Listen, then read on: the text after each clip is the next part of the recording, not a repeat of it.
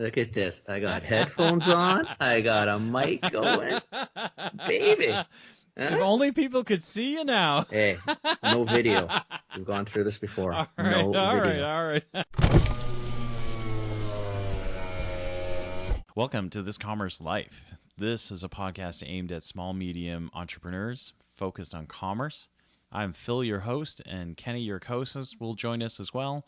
And we're going to talk to you about the world of retail and commerce and how things are changing in the world. Oh, this computer. How's it going? It's going, man. It's going. It's a little on the busy side, but we like that. You know, How's the jet lag? it's not really there. I feel a little old, but I don't. When I used to travel before, I don't change time zones. So unless it's somewhere drastic like Singapore or somewhere like that, you know what I mean? Like where it's like a full day's difference. But like Germany's 6 hours ish, so it's not that bad. I don't sleep that many hours anyway, so as long as if I stay up, it's all good. I guess I keep forgetting. See, for us, it would be 9. Yeah. Right, 9 is starting to get uglier. Yeah, that's a lot. I guess 6 is not. 6 is still quite a bit, but yeah. I guess your body just can react a little faster, right? Yeah. And then really, I'm there. Like we flew out Sunday night, arrived Monday morning. We landed in Frankfurt. Did pop down to Karlsruhe, which is south of Frankfurt. From Karlsruhe, we went to Leverkusen, which is where Cologne is, right? And then from Cologne over to Stevenage, which is north of London, and then back home. So I was really like 3 cities in 3-ish days, and then travel time home. It's still quite a bit, though, right? I mean, it's a lot. You're moving around quite a bit. Yeah. It's a lot. It's a lot but it's not enough to adjust to. Like by the time you actually get adjusted, you're home already. You know what I mean? So from that perspective, it's not a lot, but from a travel perspective, it's a lot, right? Because you're just like, you don't really know what you're time always moving, right? I mean, you don't know where the hell you are. Yeah. And then you're constantly, when you get to London, it's not such a big deal, right? Because all the signs are in English, right? But when you're in Germany, it's, like they're really good and they're really friendly people. It's just, like, what? Where am I going? What's the difference between a mess and a Platz, right? Like, yeah. That's good though. The show was good. Like, yeah, it was good. It was good. We met some key customers. Good. I was going over there because I just needed some partnerships in play. And so kind of, those partnerships are things you got to do face to face. Yeah. They're really difficult to do over the phone or even over a Zoom call. So it was helpful to get those kind of moving anyway. So right. Yeah. So you found value. Like it was a good show. Like you did see lots of stuff. Oh, no shows. Just three different customers. Yeah, 3 different customers. So yeah. But pretty amazing. Better, right? Pretty focused then. Yeah, very focused, right? Like kind of 3 3-hour meetings, which again doesn't seem like a lot, but like my to-do list out of those meetings are, long as my arm, right? So, 3 sets as long as my arm, and you're kind of like, oh my God, so it's kind of crazy. Yeah. That's good though, man. That's good. I don't you tell at least Yeah. That's good. You're back. No, it's good. Now I'm back. Now I'm stressing over all the things I got to do, but that's part of it though, right? Yeah. I think it's the same, we're kind of back to the same conversation. So I was on the plane coming home from London, and you've got kind of like 8 hours to yourself, right?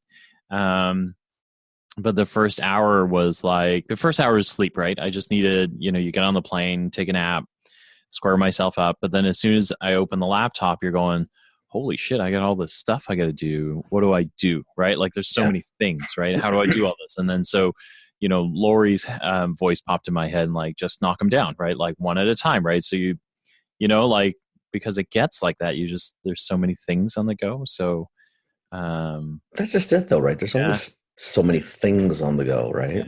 Yeah. But that's again, that's I guess sort of part of it though, right? And then you sort, right? Like you sort, Yeah. I sort based on what things do I need from other people that stop me from getting things done. So kind of basic project management stuff, get those out of the way first, ask for things, set those in motion. So once those go away, then you start to like knock down things that you could be in really deep doo-doo for if you don't get them done, right? Whether it's a customer expectation or just timeline wise, or, like, and then you kind of, then I work priority wise, right? Like Right. highest doo-doo to least doo-doo, right? Like, Right. yeah, yeah. See, now 8 hours on a plane though, you got time to do that because there's really not much else you can do. Like there's no escape. You're not hitting a bucket of balls in the air. So here's the one thing though, is now it's a blessing and I think it's a curse, is you can get Wi-Fi on the plane, which I think is a bad idea, right? Like I'm not a fan of it either. I don't think you need it. I just think it leaves you connected where you had a oasis of time where you weren't connected. Yeah. You'd have the opportunity to go, you can't find me, right? Like nobody can find me, so I'm just going to go and get shit done, right? Yeah. But So don't sign on. I didn't, but I'm just saying, I'm like you though. I won't. You know what it is? You could do your emails, hit Yeah. send. Yeah. It comes back with a nice little error, but they're in the outbox. As soon as you land, get onto Wi-Fi, and then Yeah, go. it's gone. Yeah. Right. Yeah, You're yeah. definitely. I mean, I don't know. Yeah, I get it. I don't know why you need. Geez, you got a couple hours, man. Like Yeah. this non-connectivity is kind of nice. Yeah. Being unplugged and Right? just being able to think through what I mean, there are times I've been in there thinking, geez, I wish I had Wi-Fi. Yeah. And then you think, okay, that's stupid. Like really, it's a flight to Toronto. It's Yeah. Edmonton. Like on some flights they do, some flights they're thinking, like, do I really need it that bad? Yeah. It's 5 hours, 4 hours. Edmonton's an hour and a half. Like seriously? Yeah. I know. So I don't know. You just don't need it. Yeah. You just don't need it. Man. You just don't need it. Man. What else is going on with you? What's new? So other than that, me is always the same. I'm all over the freaking place. Yeah. I'm all over the place. And then I had Jimmy ask me a question the other day, text me. He goes, how did he say? I guess because I can think he's going through some challenges with price increases or how to manage price increases. Okay. And he asked, he goes, have you and Phil ever talked about price increases on the podcast? Like, and me, like I got to remember, right? Like I can't remember last week. I know last week was Barry, and I remember Lori. Yeah. I mean, I don't remember anything. I said, yeah, I think we've gone through them. We've talked. I think we've laughed about them, honestly. Maybe that's what it is, because he sounded concerned, not concerned, but it's like everything. I think, I think it's how do you manage them then, or I guess it was almost like even can you get them? Can you get a price increase? How do you manage a price increase? And I thought this, I was reading the text and I thought, well, yeah, of course you can. I know there's accounts like Loblaws and Sobeys, and they're going to piss and moan, and they're going to want their, your life history and all that shit. But that's poor management then on our side of the vendors, because I honestly believe you should do price increases every year. I really do. I don't think it kills you. I think you could do even if it's 0.75%, 0.5%, 1.5%. And you can legitimately have reasons, because you know what? Things go up. Wages go up. There's always things that go up that increase the cost of goods. So what happens? So sorry, I'll back up for a second. So for the audience, what we're talking about is just when you've got a product line, you've got it in with a retailer, whether it's a small or big retailer.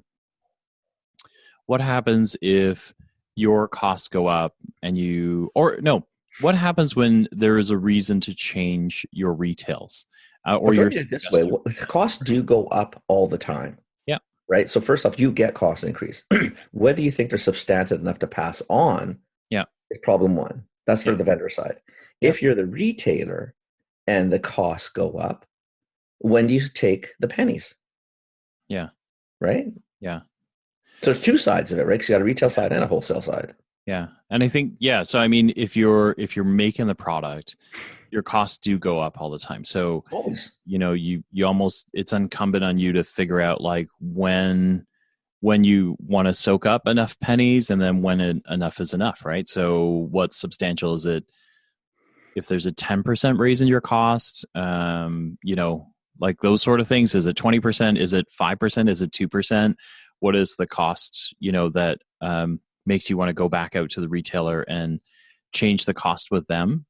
Right. And then on the retailer side, it's the same thing. It's like, look, everything goes up, but the retailer is kind of at the brunt end of the consumer, right? So when your price goes up, then the consumer gets unhappy, complains, it makes the organization unhappy, which makes you, the buyer, unhappy, which, it's your job to translate that back to making the vendors unhappy, right? So, but as you know, in most of the commodities we deal with, yeah, right, most of the commodities we deal with are not purchased weekly, daily. People notice the price of bananas. It's always been the classic example. In grocery. Why? Because you buy bananas twice a week. Cost of milk. Butter maybe not as much anymore. Cheeses, like people do notice those because they're highly consumed products in a typical home, right? When cauliflower went nuts a couple of years ago, right? Because it took massive jumps. I mean, but for, if your box of cereal went from $5.49 to $5.69, you're really telling me that you actually saw that.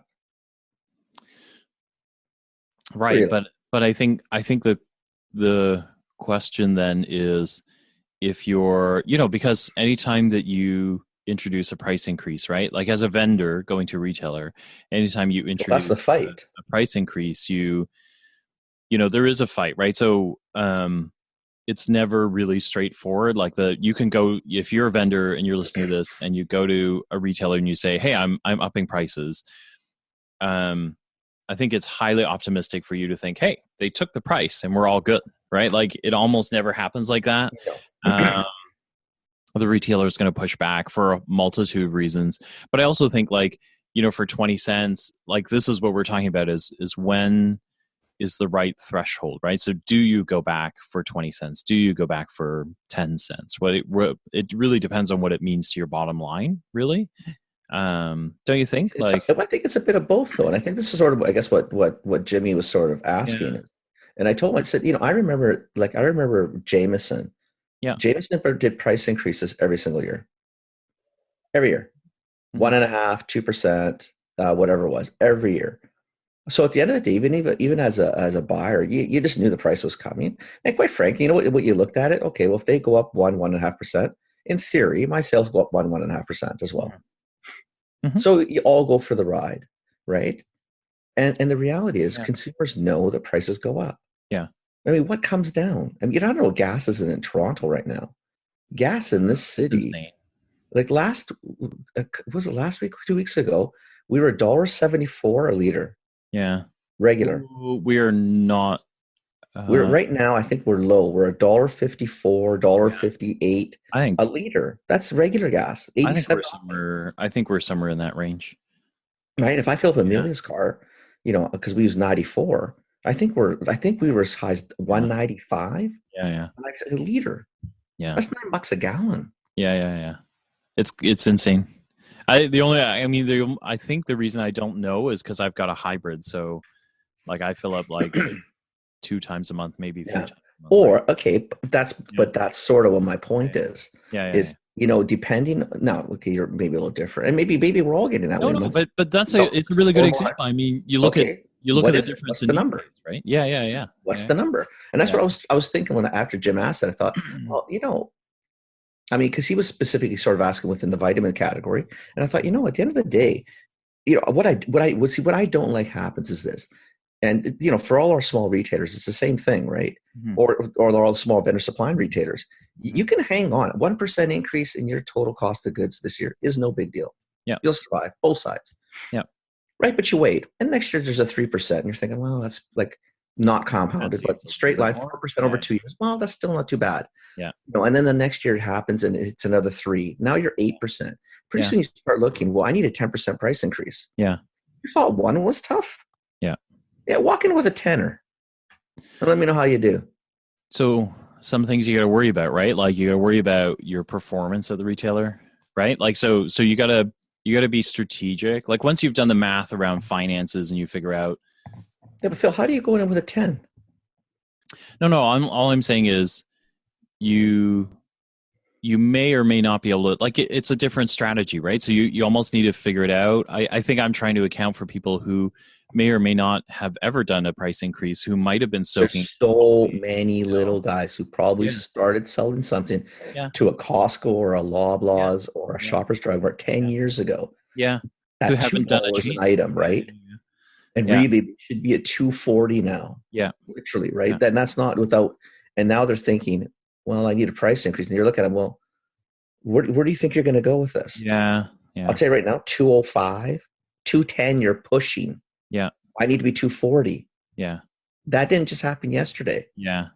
But so to that point, right? I think there are things that swing in your favor or not in your favor. So like how you're doing at the retailer is a big deal, right? So if you had a bottom feeder, like think of you in the category, right? You had a bottom feeder who, maybe sells like 1 or 2 units a week, really isn't doing well. He showed up at your door and said, hey, listen, I'm going up 10%. You'd probably go, listen, you know what? You can hit the road, right? Just take your product. You're barely surviving now. Yeah. Right? Now, at that point, then there was other reasons too. Then you had to, then both sides needed to look at that. It was probably an item that shouldn't have been there. And you're right. Your 10% is going to have a problem. But that's no different than the other side. You could be the complete opposite and selling 1,000 a week. Yeah. Well, now as a retailer, I'm thinking, well, what do you want me to do? It's not going to be 1,000 a week next week if I raise the retail that high. Well, right, because I'm selling. I mean, people may know the price of this one. Yeah. Or it could be, listen, because at 1,000 a week, you probably have a better relationship with a retailer than you ever did when you're like 1 a week, right? And so the conversation might be, listen, I should have done a 10. I can't do a 10, but could we do, like, now is a good time to strategically put something in play that says, listen, I need to recover 10, but I can do that over 3 years now, right? Yeah. 2 in like 2.5 now, 2.5 the year later, 2.5, whatever it is, right? I get it. But the problem is now you're playing massive catch up. So now you put everybody in a shitty spot, right? Because even the creators thinking, well, guys, I mean, what the hell, right? Like, where you're not looking at your own books, like what? Exactly. Like what? Like how much confidence do I have in you right now? Yeah. No, I agree. I just think there are different, like, a price increase is not it's super complicated, right? Like, it's just there's a lot of politics involved. There's a lot of like reacting to retailers, and you've got to go through your list of retailers, right? Like, if you've got a handful of really key retailers, you got to figure out which one's going to be the problem child of the bunch, get to them first, right? Like, but not too first, right? Because they're all interconnected. So, in my old world, like if you had Loblaws, Walmart, and Shoppers, you got to go within a day of each other, right? Because otherwise they'll know. You know what I mean? Everybody talks to everybody, and everybody kind of knows that. And the thing is, and then you're going to sit there and say, well, I'm not taking a price increase. Loblaws isn't taking price increases. Yeah. And then you get stuck. Well, you have to. I said, well, if they don't, I sure the hell don't. Yeah, and prove it to me. And you're like, I can't prove it to you because. Exactly. Well, what do you want me to do? Yeah. I don't believe you because I know Loblaws and Sobeys are pushing back. Yeah. Right. See, and I think that's why I think, to me, like the ultimate thing is you almost have to do them perpetually. You know who's really good at it now? It's a luxury good. Yeah. And it's a totally different market. But they get it. Rolex does price increases every single year. Really? And they're substantive. I know that. Every year. Every year. Like you cannot get away. Now, okay, this is high luxury goods. I mean, I get it. But every year. Every single year. But what's their discount process like though? There is none. On certain models, there is none because the demand is so high. Right. And the fact that it's perceived as, well, it's basically, if you bought the watch, 20 years ago, you paid, $5,000 at the store. Now you're paying 10. Yeah. So it's perceived as an investment and all the other things that go with it. Now they've built that into a model, and it's, so you got to be careful. Stretch it. But there are products that are Rolex-like within normal retail. Milk isn't one of them. Just so we're very clear on that, right? Yeah. It's not milk. But there could be items as you walk in a center store that you can get away with that. Yeah. you can't be a Rolex and a cat tree. I get it. Yeah. Yeah. But there are things you can do to maybe make sure that you're getting those price increases, right? Yeah. And sort of what you talk about. So if you go to your retailer and you need a price increase, giving it back with a heavier discount, promotion wise, a couple times a year might be the way to do it. So that at least you've set the bar again. You may not get all your cost increase at the end of the year. I get it. Yeah. But at least you're setting it. Yeah. So I think, if you're listening to this and you listen to all the other episodes we do, like price increase is one of those highly strategic things. You're thinking about everything in this process. You have to.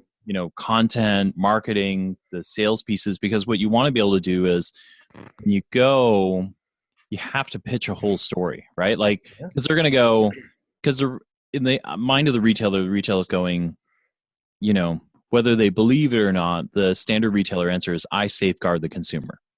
Right. My job to give them the best price, for the best item, right? And then in that, I'm protecting the retailer's interest, I'm protecting my interest, my P&Ls.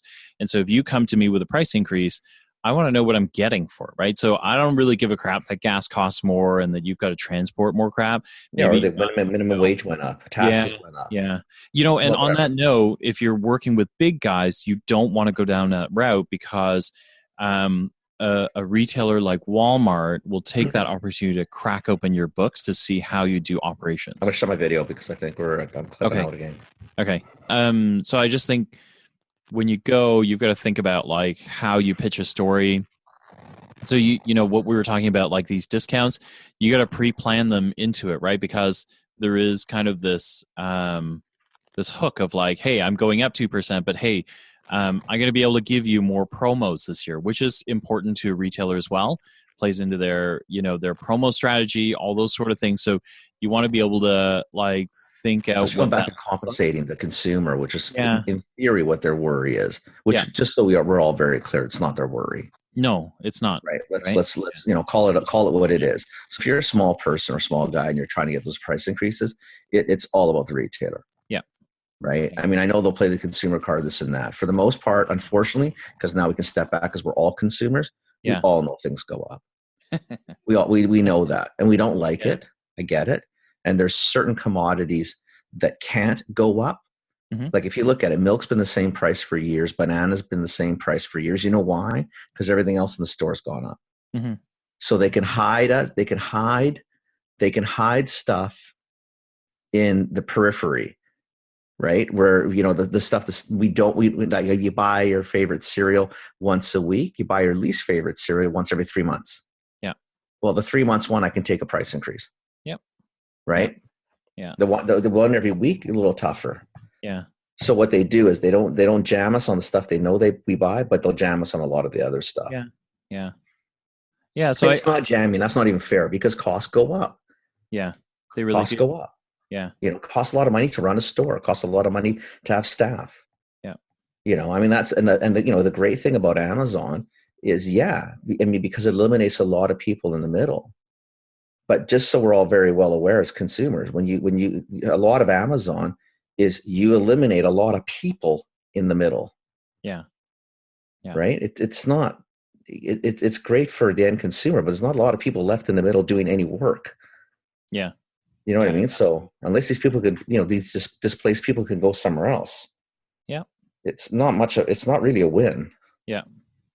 Right? So I think I think of like, I don't know if this is going to help Jimmy, right? But I think, for vitamins, it's really, like pitching the increases look like costs have gone up. But I wonder if there's sometimes what's neat is like, I don't know if it's neat. Maybe it's the wrong word. It's like a lorry word for fun, but I still don't understand that one, but that's okay. God bless her. I just wonder if there's a way to pitch. Like you think of vitamins are like spices, right? And so like the McCormick guys or anyone who does spices like Windsor Salt, they'll pitch based on what world inventory levels are like, right? So a couple of years ago, black pepper was on a seriously shortened supply, right? Because they were just vanilla. Or vanilla, right? And so that is something that you could go back and go, listen, like we're going to incur some costs here. This is kind of a critical thing. but we're having a hard time getting it, right? So we're gonna pay to get it, but that means that our costs go up, which mean your costs go up, right? So there's some neat ways to be able to center your price increase. Those have to be spot on accurate, though. See, what drives me crazy is the fact that I have to go and improve anything. That's the frustrating part. At the end of the day, it's a proof shit. You know why I need a price increase? Because all my costs have gone up. Yeah. You may not like the labor costs going up. You may not like the taxes. I'm happy for you. Yeah. That doesn't help my world, because guess what? They went up. Yeah. And I might have a commodity that's relatively stable. Yeah.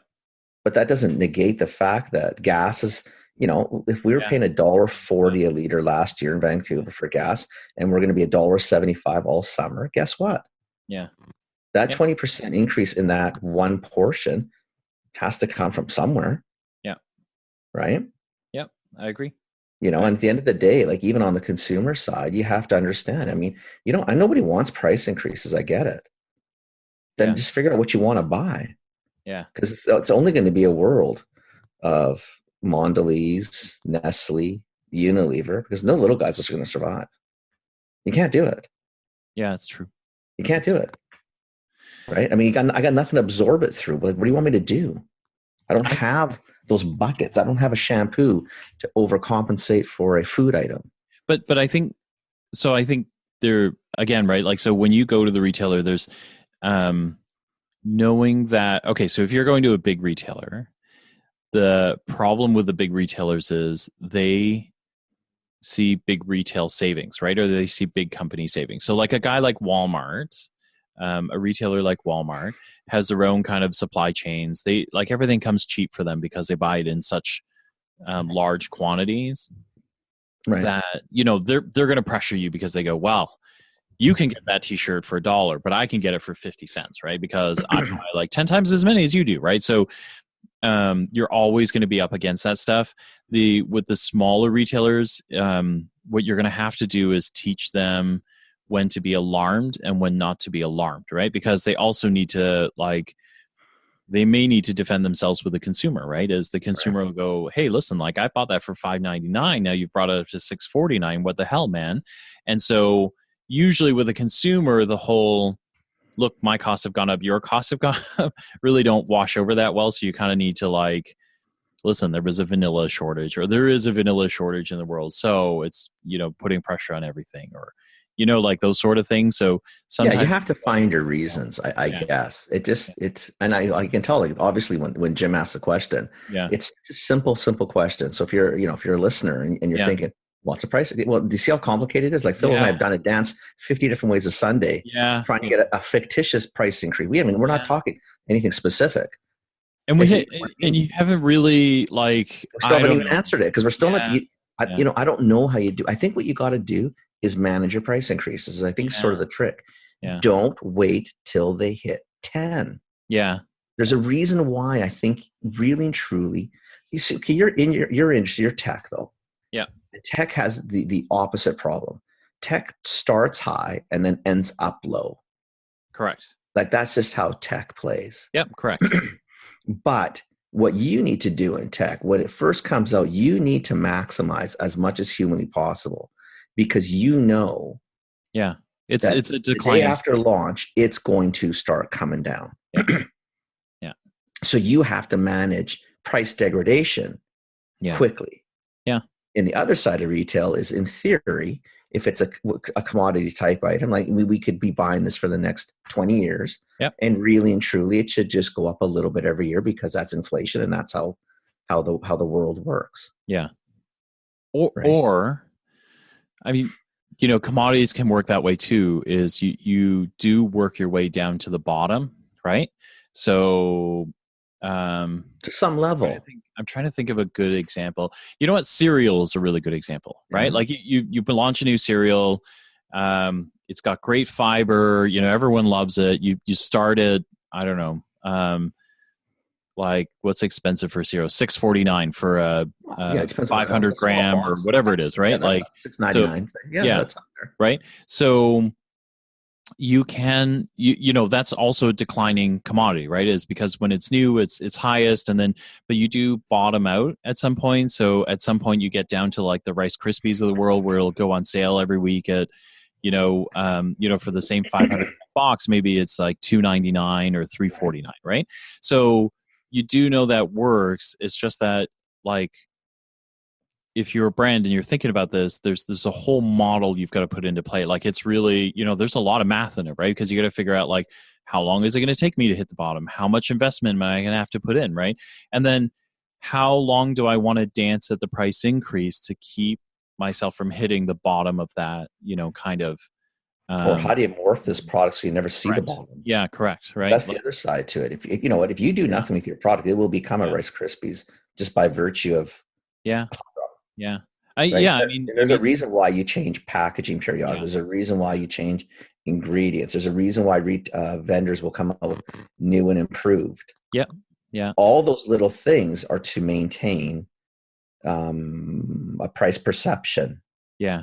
Or whatever it is. Otherwise, things have a tendency over time to bottom out. Now, typically when they bottom out, it's not good. But it's not necessarily, hopefully what's happened, it's not your only product, one, so you've got other things you can wash it through. Yeah. Two, you've got substantive volume. Yeah. That compensates or overcompensates for the fact that your costing and retails have gone sideways or down, never mind sideways, they've come down. Yeah. So that's in theory supposed to be built into it. But if you don't get any extra unit increases over time, it's a recipe for bankruptcy. Yeah. Unless you can reinvigorate, whatever. So, like in the span of 5 minutes, we introduced like 4 new wrinkles, right? Like, one was portfolio management, right? So are you upping the increases on everything you have? Is there one particular item that's causing you pressure that you should be introducing? Could you do a price decrease maybe just to wash it through? To balance it out? Or is there one item, right? So, a long time ago, you and I talked to Kent, and he had like one item that he just couldn't sell. Do you remember that? I do remember that. And both of us were like, dude, you need to burn it. You need to eat them all. You need to, like, whatever you got to do. Whatever you got to do. But it's also a moment where you look at everything you have and go, should I be doing something like that? Like, so as I'm raising my prices, is there one item that's just causing me a ton of grief that isn't worth it, that I need to cut from the lineup, and that makes my P&Ls better, right? In there, or, is there a packaging change or a unit count change, which is really common, right? So what I mean by that is, like, let's say you've got 100, like it's vitamins. So let's say it's 100 pills, and you get 100 pills at, when you break out the price, it's like 5 cents a pill. Could you drop that pill count down to 75, but introduce, so that they're 7 cents a pill, right? Like, all of a sudden you've got yourself, they're more expensive per pill for less pills, right? So now you can make a little bit more money. But all of those things are different ways. But those all have to be and you have to look at it. So the classic on that one is toilet paper, because nobody will understand this unless you're really in retail. Okay, yeah. So if you're a consumer of toilet paper, and let's say that Purex, like Scott, a Scott paper or Kruger now, but Purex on sale in Canada in general on a 24 double or a 12 double roll is $4.99 to $6.99. Right? It's been that price since I entered retail in like mass retail in 1990. That is the same price it's been since 1990. And people will look at it and say, well, they didn't take a price decrease or a price increase. So now, just so we understand, when I first started in 1990, Purex was 500 sheets per roll. Mm-hmm. If I'm not mistaken, now I think Purex is down to 235 or 245 per roll. Yeah, 230. So yes, you are paying the exact same retail.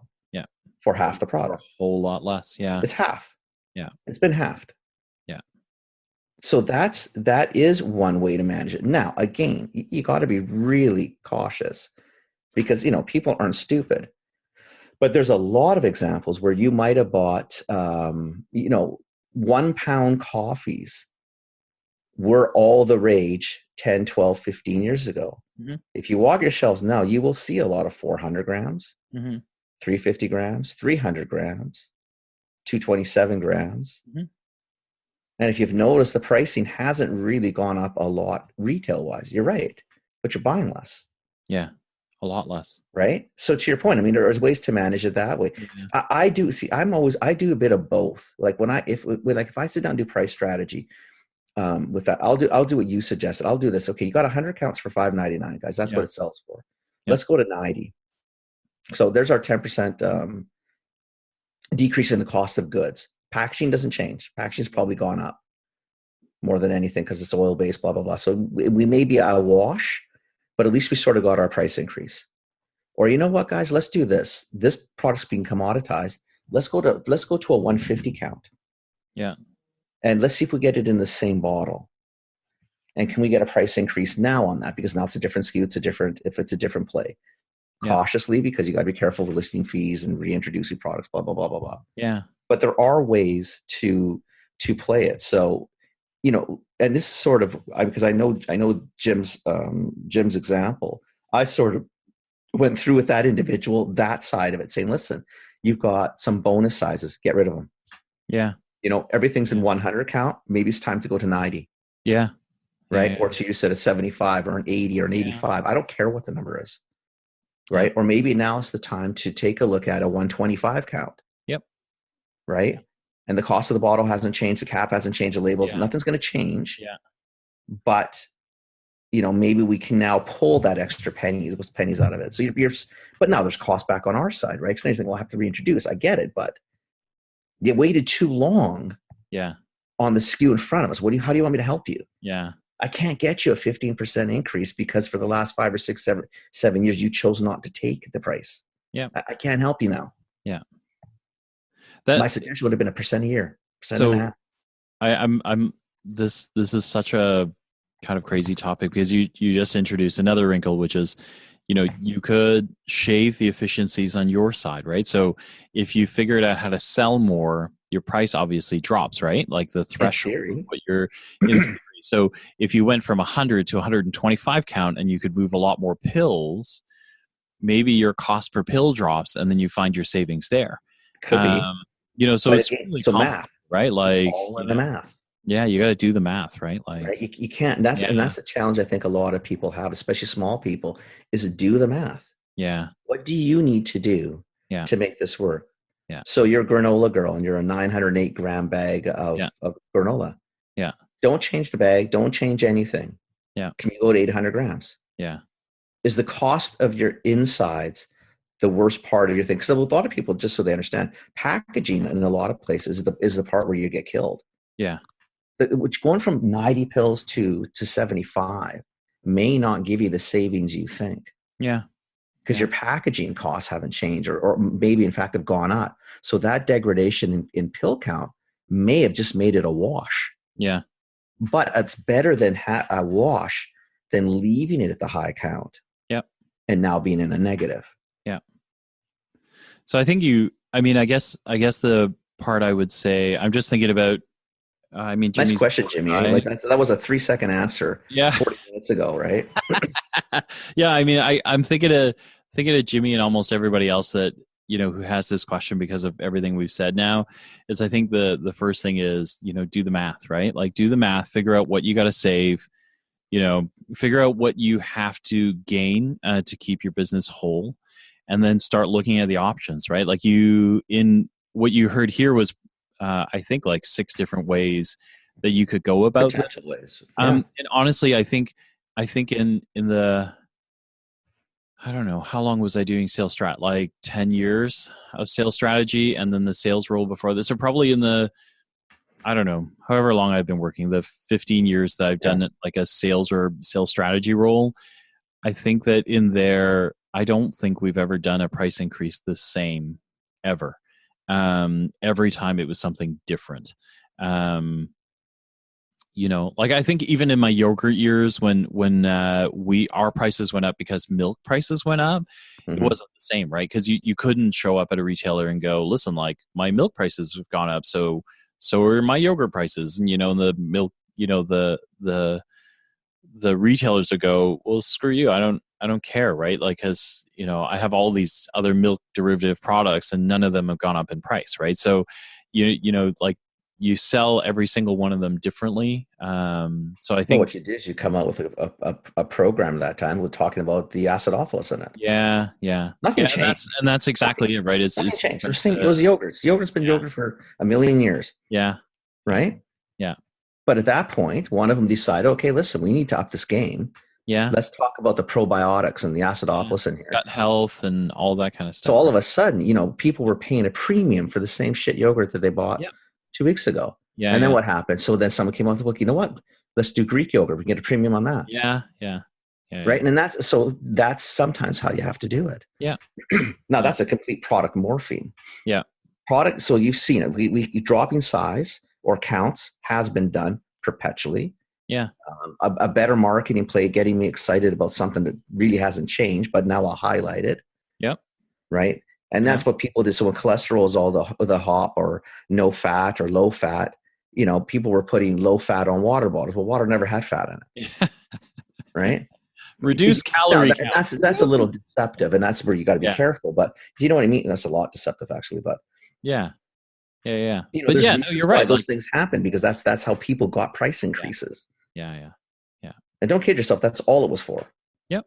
So they could get more, charge more. Yeah. For the same thing, and the reason they had to do that is because you have to change.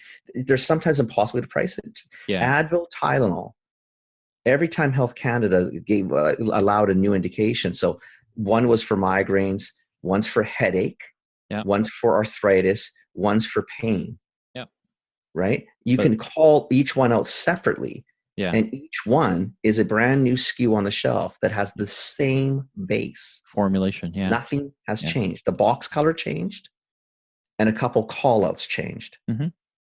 But at least it was new. Yeah. So you were willing to pay. Now, the arthritis was not a great example because they increased the milligrams. But let's say the migraine one was exactly the same as the non-migraine. Yeah. It was 500 milligrams. So you think of aspirin low dose, right? It was just baby aspirin. Yeah, it was just baby aspirin, right? Well, 1 milligram more. Like different use case, right? So baby aspirin, and then if you're someone who has high blood pressure and you need low dose, well, you that's what they were doing before low dose came out. They went and bought baby aspirin. It's the same thing. 80 but milligrams, 81 milligrams. Yeah. But you figured, hey, you know what? I can sell this as a whole different segment, right? And I can introduce a different price for it. So you got a premium. Yeah. Well, at the beginning, then it became commoditized. Yeah. So then what do? Size. Yeah. And then you change your size count. You change all of those things, right? So, yeah. So I think the answer is it's not straightforward, but Kenny's right. You've got the model that you started with isn't the model you've got today, isn't going to be the model you have tomorrow. You've got to keep an eye on what's creeping into your costs. If you think as you start to look and you think, wow, I don't seem to have as much in my pocket as I did before. That answer is look, like you've got to go back and look at what's costing you money and figure out what those models are so that you can figure out how to adjust for that. Right. I think you should be adjusting your costs yearly. Yeah. As a rule in CPG, I think you really have to. Yeah. Because I'll tell you what, if you start at the day one with that mentality, you will probably do better in the long haul. Yeah, agreed. Right? It is better to do some soft ones, percenters, 2%ers. If it requires a package change, probably provide the volumes there. You can't be paying listing fees on a product that doesn't sell. Well, if it doesn't sell, you shouldn't be doing the product anyway. Yeah. But do you know what I mean? Like you got to worry about all those factors. But quite frankly, there's a reason why companies don't change products every year because something that's that drastically different than the year before.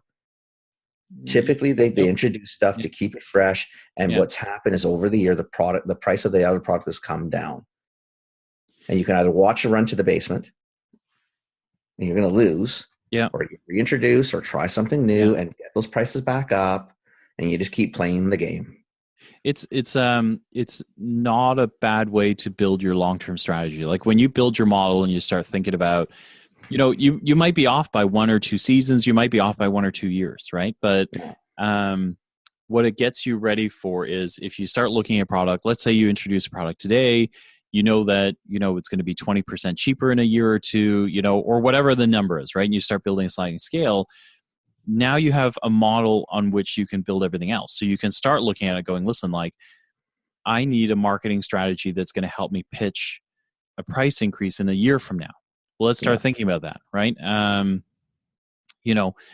maybe that buys me a year. So, okay, so then in 2 years, what do I need? I probably need some product innovation. So let's get started on that, right? Because now you've got not a pipeline, but you've got an innovation plan that says, I have to be looking for something new, or I have to be thinking about something new, or, and so all of a sudden now you've got yourself kind of this framework, that you're an entrepreneur, you're going to adjust that scale, right? And so sometimes it's going to be a year, it might be 9 months, it might be 6 months, but you're actually going to be forward thinking based on just your P&Ls for you to figure out like what's next and what's new, right? So it's not always how you want to do it, but it's a really great way to do it, actually. It's probably the way you should do it. The challenge is for small business. Yeah. The single SKU or the guy with 2 SKUs. You're not thinking that way, right? You're you're running in the moment, and we both get that. Yeah. But this is where you do have to sit, and this is why new product introduction, upgrading packaging, calling out a new part of that has now become popular, whatever it is. Like, you have to build in these changes, because there's really not a lot of products out there that you'll see in the world that will sell today for the same price they will sell in 3 years from now, 4 years from now. Mm-hmm. Typically, as things move on, things come down. Yeah. Some industries worse than others. Like in the industry you're in, very, very quickly. Yeah. Obsolescence, it's obsolete, the day it gets into the package. Yeah. Like you're already into obsolete. If China gets their hands on it, it goes obsolete in the next half hour. Before it hits the package. Exactly. But that's true, right? No, but that's the way the market is. That's sort of built in. Yeah. And then there's other products where you just have to you start having to look. Yeah. And start thinking about it. Like, I mean, ideally, everything you introduce, I'm assuming you're going to hope there's some volume in it. Yeah. What it is, I don't know. It doesn't have to be high volume, but you're hopefully going to be selling it. Yeah. You just got to try to build that in. So this is going to be a high commodity item. Yeah, you're going to have to innovate a lot quicker, because you have to have freshness and do things to get people excited. Yeah. Right? Yep. Yeah. Wow, Jimmy. That was a Sunday morning. Wow, Sunday Jimmy. morning question. Jesus. That was super intense. Like, this that is why that we got don't us going talk to Lori, super right? intense. Yeah. Look at that. We went like, whoa. Exactly. Like 0 to 100 there. Well, it's funny. You know what? I saw Linda the other day. We were out for coffee talking to our boss. You saw the boss? I saw the boss. Well, I have to check in periodically, right? Yeah, Just yeah. make sure that, she's happy. Make sure that she's happy, and that, like we've actually gone a couple of episodes without mentioning her name. I know. Yeah. I know. Yeah, it's good you checked the web again, just in case we've got once in a while. I'm scared she's going to pull the podcast. I don't want her to be angry. So Linda Webb should not be angry. So exactly. How about if she does? She wakes up tomorrow and says, "You know what? They're not doing their job." Yeah. We're like the price increase. She's going to discontinue us. Yeah. The ratings are down. You're out. That's it. That's it. Yeah. So we were talking about this exact topic with her as well, with another product line. But now with that one, we talked about, okay, maybe it's packaging change, formulation change. Like, you start going down a whole different area. Yeah. So Jimmy, to your answer, there is really, it's a tough one. I think at the end of the day, if you're a vendor, even a retailer, you really need to be trying to get price increases yearly. Yeah. Because the reality is everything goes up. Yeah. That's great to say. Really difficult to do across the board. So now, yes, you need your price increase every year. How you do it, sit down and think it through. You can't do it on certain commodities, but what can you do it on? Walk your store. Yeah. Walk your portfolio. There are parts in there where they are a little less price sensitive. Do it on those. Yeah. Because retailers are typically more adapt to say, okay, you know what? Yeah, I'm okay with that because the volume is steady. It's not huge. Nobody will know. And quite frankly, you know what? I can get all of that back. Yeah. It's funny too, right? Because now that I'm thinking about it, like what we've talked about is the prep work of how to get the price increase, like how to pitch it and Yeah. how to set it up, but how you implement it is almost like a whole nother, Oh, you know what I mean? Like could how do you episodes go, on like the this. conversation you can have, the the things that you've got to do in market to get ready for a price increase.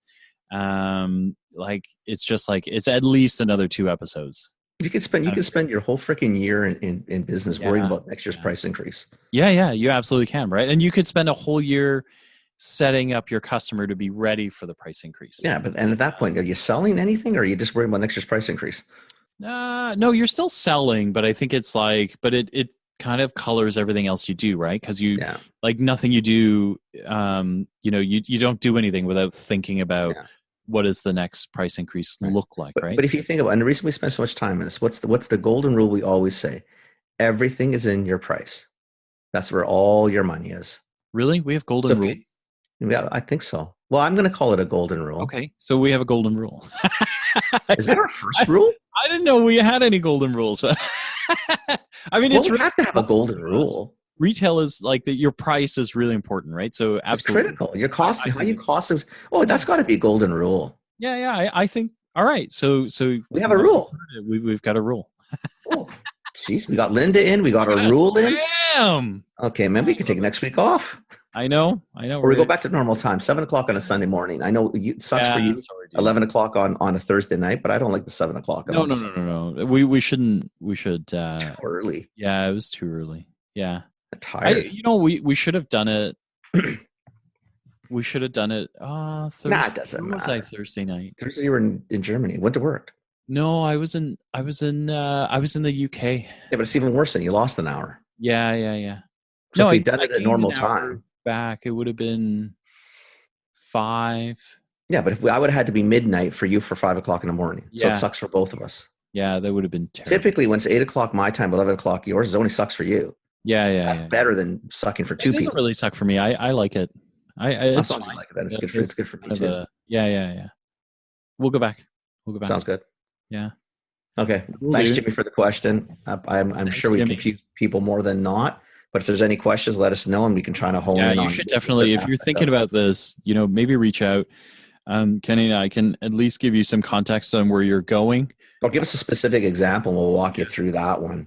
That's maybe a great one. On some different ways to kind of strategize on it. Yeah. Think of anything. In the coming week. Cool. Because I know I'm going to be talking price increases. Price comes up in every single conversation all the time. It's always about how can we make a little bit more money, and everything's in cost. Everything's in your price. Yep.